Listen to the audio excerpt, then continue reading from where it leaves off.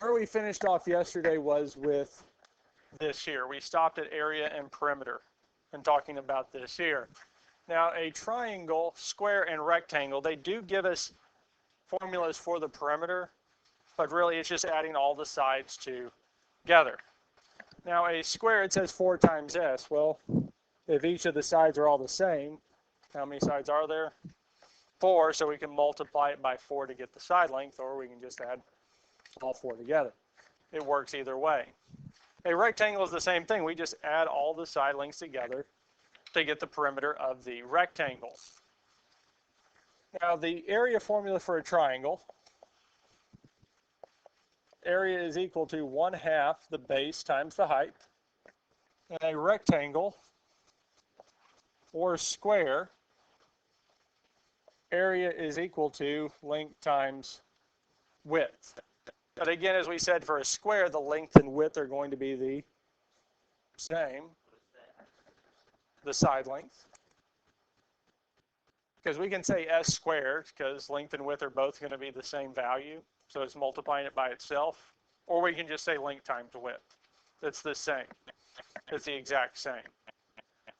I just normally stick with length times width because it's a little bit easier to remember for both rectangle and square. It's the same thing.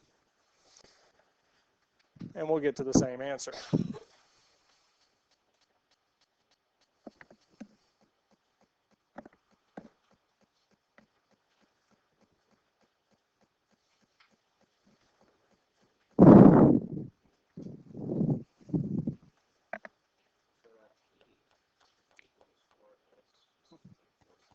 Yeah, perimeter for P on all of them, I would just keep track of the perimeter, just adding the sides together.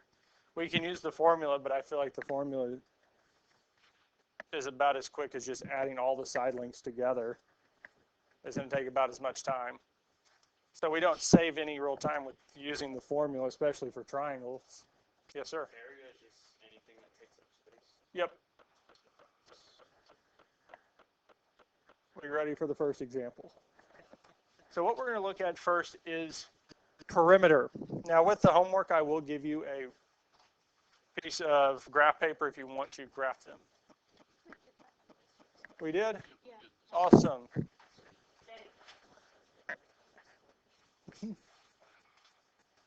I don't think we got to this one. Okay. We did it, but we don't have the graphs yet, so Yeah. Yeah, I'm going to have to include that on the next time I run it. Well, this will be the exact same thing and actually is more in depth than the one before. Because here, this one here, okay, we have our triangle. Now I went on and graphed the points for you, D, E, and F. So D is at -3, 2. E is at 4, 2. And F is at 4, -3. So this here is essentially the exact same problem as the first one. It's just the triangle is oriented a little bit different. And here we're wanting to find the perimeter. We're wanting to find the distance all the way around the shape. Now, if we look at this here, well, 2 of the links are going right along the grid. So we can count those. So going from D to E, I can count 1, 2, 3, 4, 5, 6, 7. So from D to E is a length of 7. Now we could use the distance formula and it would give us the exact same value. It would give us a distance of 7. Well, another one that's going along the grid is going right down. So 1, 2, 3, 4, 5. So it gave us 2 of the values already because it's going along that grid, either left or right or up and down. But is DF along one of those grid lines? No. So this one here, we have to use the distance formula.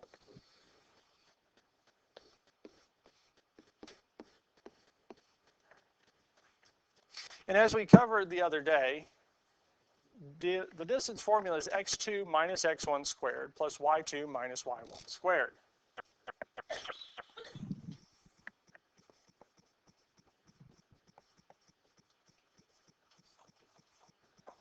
And inside either one of these parentheses, it really doesn't matter the order. We just need to make sure the x's are together and the y values are together. So looking at D and F, what are our x values? So we can say -3 minus 4. What are the y values? 2 minus -3. How would you do minus? We could do 4 minus -3. We could do either order. Because we're trying to find the distance from where? No, from D to this side. Well, D is -3, 2, and F is 4, -3. Please come to the office. Riley Shelley, please come to the office.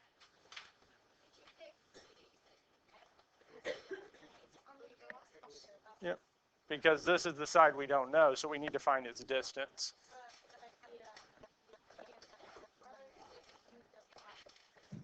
Yeah, because I'm going from here to there. So I'm going from D to F, so I use those. We didn't use it for D to E or E to F, because since they're on a straight line and I can count the grid, I don't need to use it.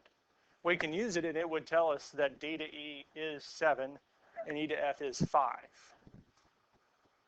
Any other questions on this here? Now, at this point here, you could type this into the calculator and the calculator would give you the answer right away. If I did this by hand, well, -3 minus 4 would be -7 squared. I need Edith Blevins and Gage Potter to come to the office. Edith and Gage, come to the office.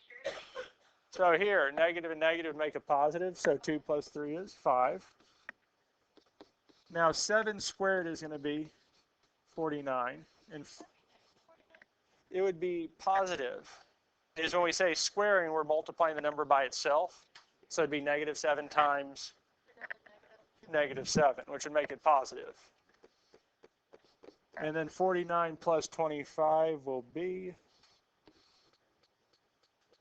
76, and I think for those of you who typed it in, you got 76, or the square root of 76. Yes? Yes, sir. On the -3 minus 4. Yes.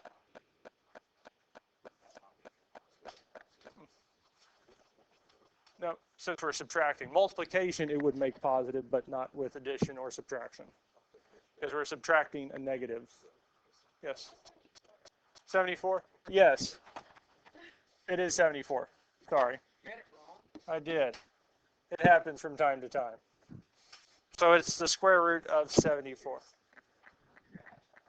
So what are our lengths? 7, 5, and the square root of. So we can add these together. Well, 7 plus 5 is 12, plus the square root of 74. Now we can't just straight add those because the square root of 74 is an actual number with a non-repeating, non-terminating decimal. Now for those of you who did type it in, see if you can approximate what the decimal is. Approximately. Yes.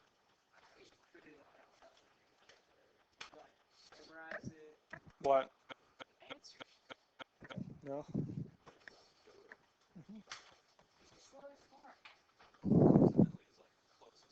Yes. Because the decimal approximation is going to be this here, 20.6023. And with this here, it's a non-repeating, non-terminating decimal because of the radical. The radical. Approximate. It's close. Because since the decimal does not end or repeat, we cannot write the whole thing. We can write the approximate value as this, which is going to be pretty close.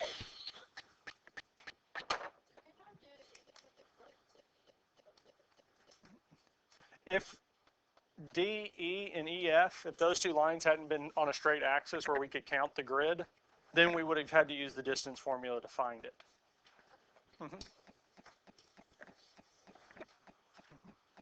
Yes, sir. Is that, okay, so it's a -7 plus 5. Is that -7 squared. yeah, squared. we have to square them first before we can add.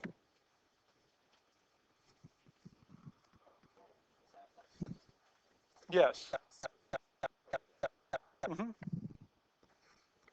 Yeah.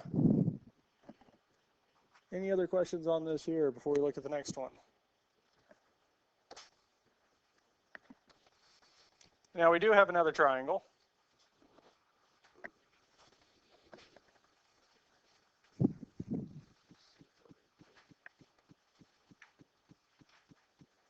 Now if we look at this here, only one of the sides actually lies along an axis, along a straight line along the grid. So we can only really count one,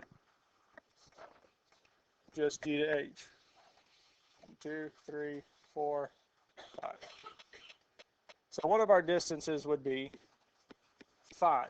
Now we need to find the other two. Now because again they don't lie along a straight axis, we've got to use the distance formula.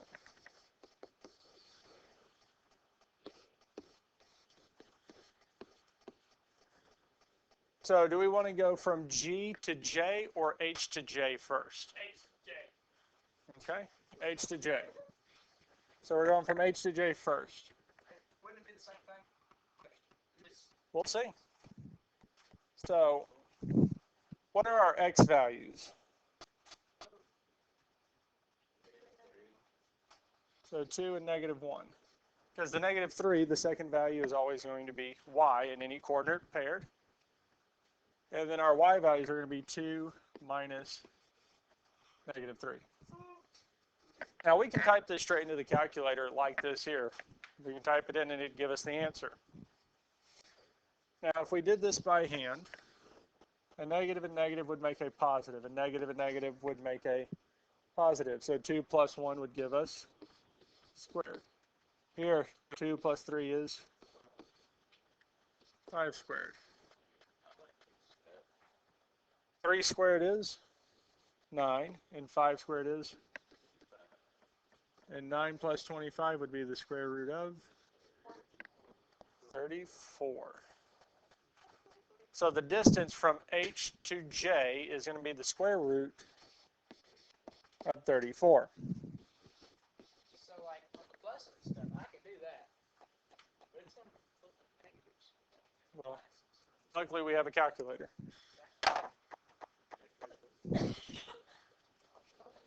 Any questions on the first distance?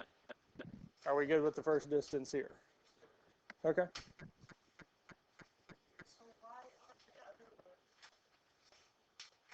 So on the other one we had,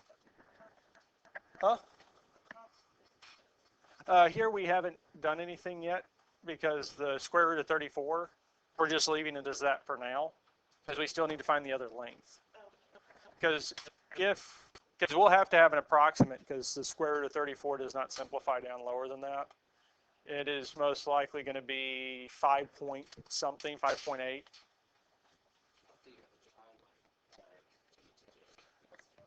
Let's see. Because we need to make sure, even though it looks it, we do need to make sure with calculating this out. So you can write this right below it. I erased it so that we can still have space to see. We do need to do another distance formula because now we're going from G to J. And our X values for this here would be -3 minus, and we would have 2.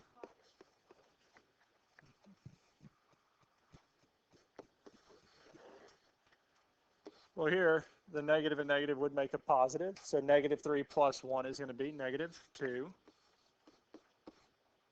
And the negative and negative would make a positive, which would give us 5. Well, -2 squared is 4. And 5 squared is going to be 20.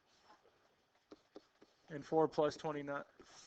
Yeah, it's going to be 29. 4 plus 25 is 29. So, as we see here, these two lengths are going to be different. They are different values. And I'll move out of the way here in a second. Bless you.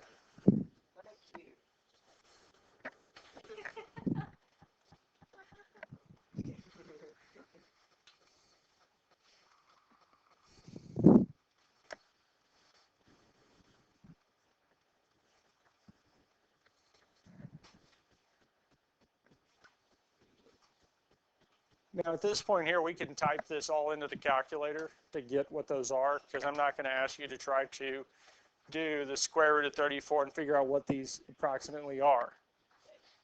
And if we type this all in, we get 16.216.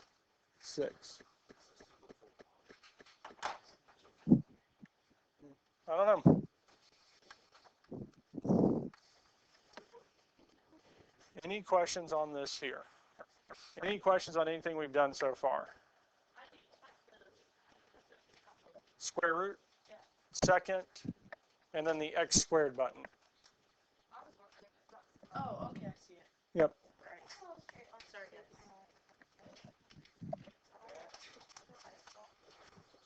Any questions on this here?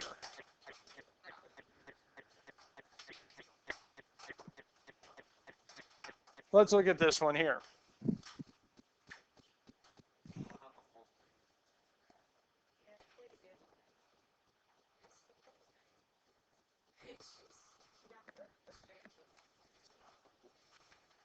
That's all you need.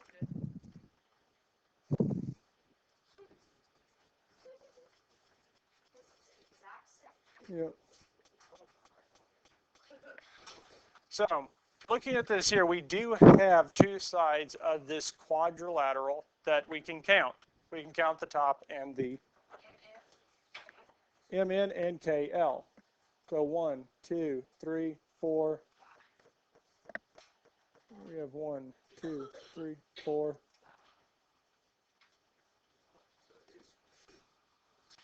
So this here would be considered a parallelogram because it does not have 4 right angles.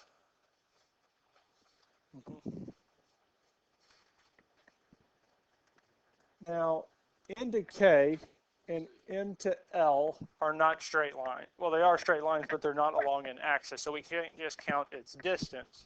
So we're going to have to go back to the distance formula.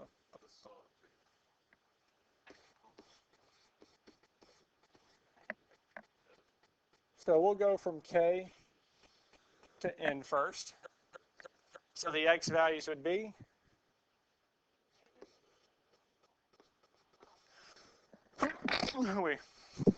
thank you. So it doesn't matter which order we do it. We could do -3 minus -1 or -1 minus -3. The order doesn't matter.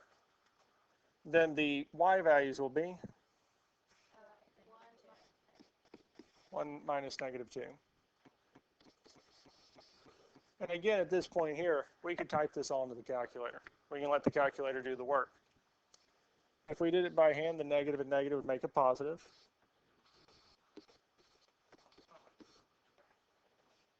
And negative and negative would make a positive.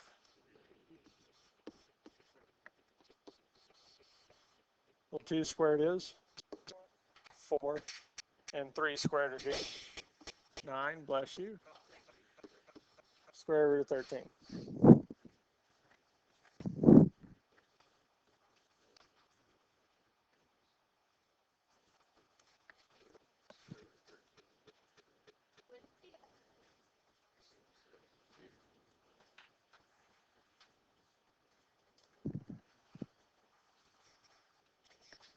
Any questions about this first distance?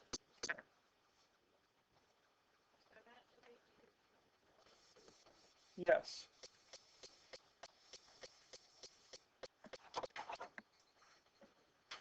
So L to M, our X values are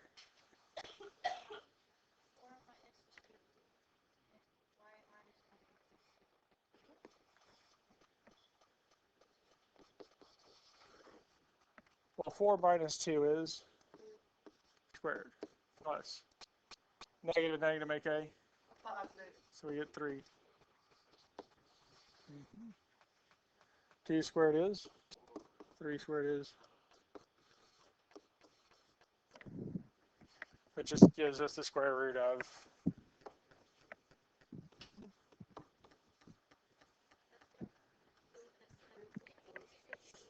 yes. And when we start talking about parallelograms, we'll see more of the properties that are helpful.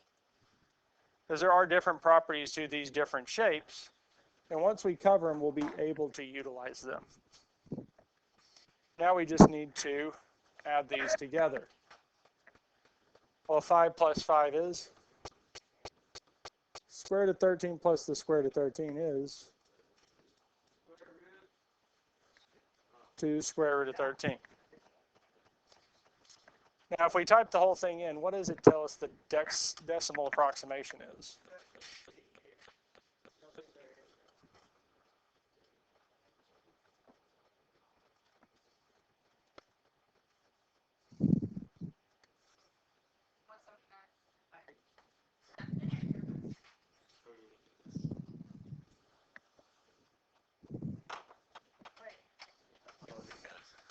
Let me see.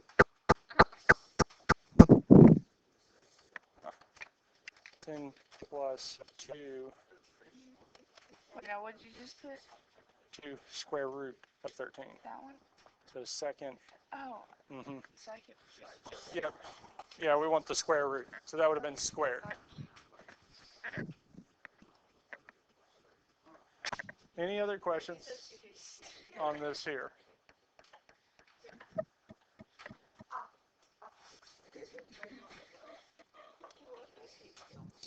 All right, guys. Let's move on and look at area. Area. Now, guys, Logan. Find the area of triangle DEF with vertices D, E, and F. Now, this was already provided to you. I provided you with the picture of this one here. Now, to find the area of a triangle, it is 1/2, area is equal to 1/2 the base times the height. Now, the height of a triangle is going to be the distance, a straight line down, from a vertice to the opposite side, where we can drop a line from the vertice to the opposite side. Is going to be the height. If it is a right triangle, the two sides are the base and height. Here, the height is going to be the distance from point D down to the opposite side.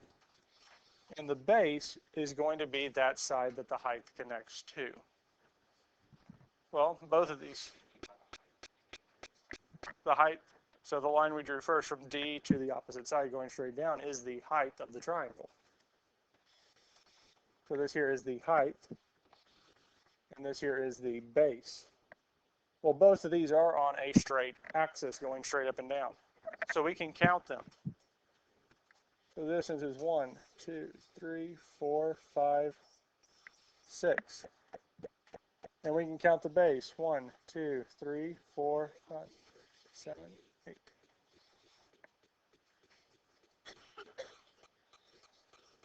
Question? No, I was killing at Brand because she's wrong. Any questions on how we got 6 and 8? Now to find the area, we can plug this into the formula. 1/2 base times the height. Well, the base is, and the height is 6.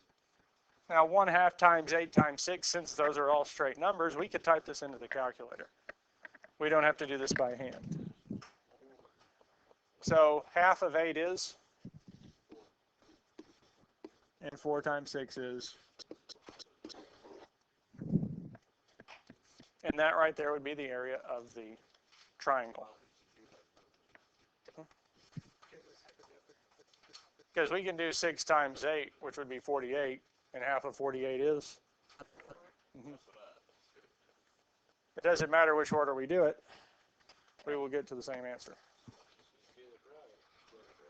Questions on this here? All right. Yes. Let's look at the next one.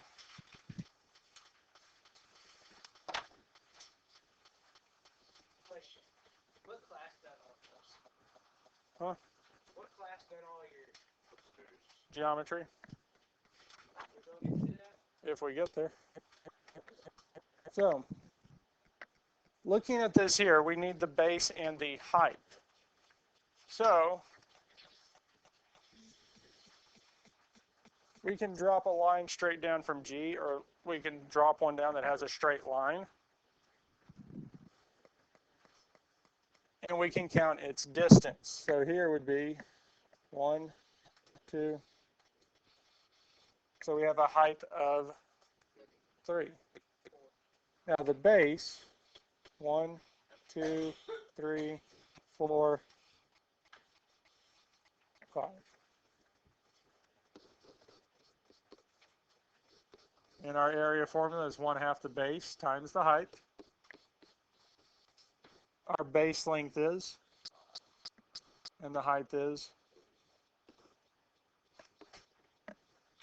Now 5 does not divide by 2 evenly if we're going to do it by hand. I would do 5 times 3, which is?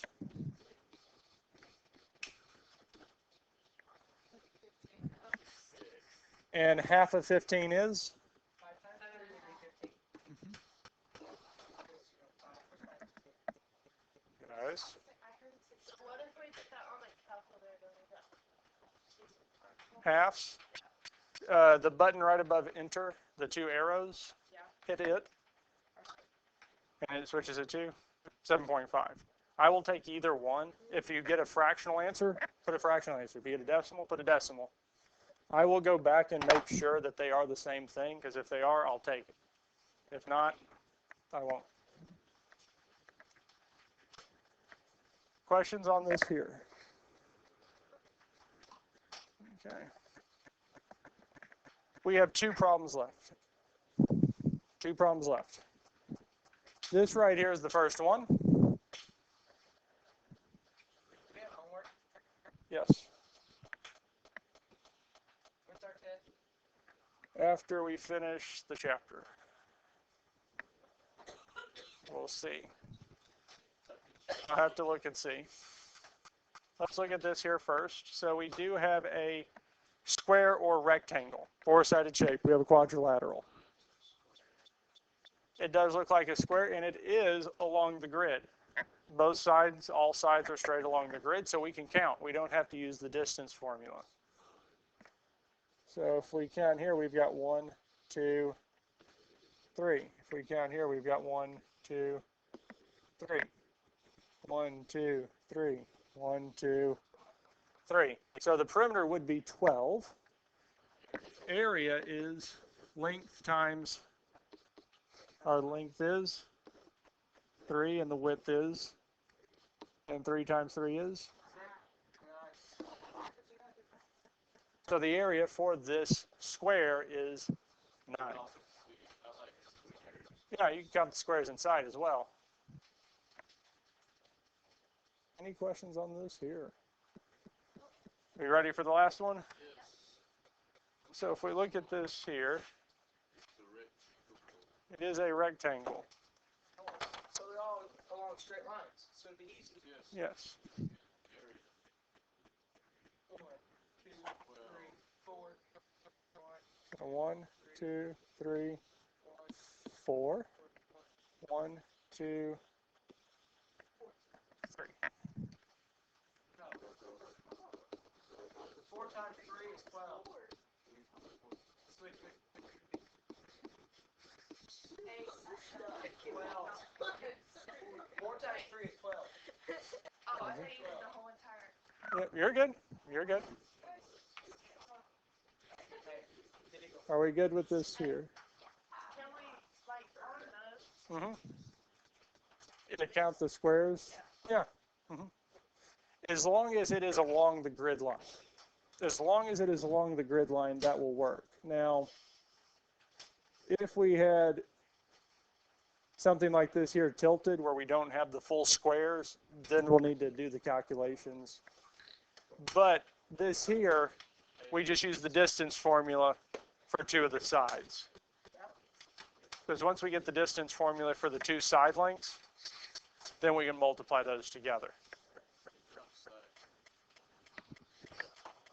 Any other questions on this here? All right.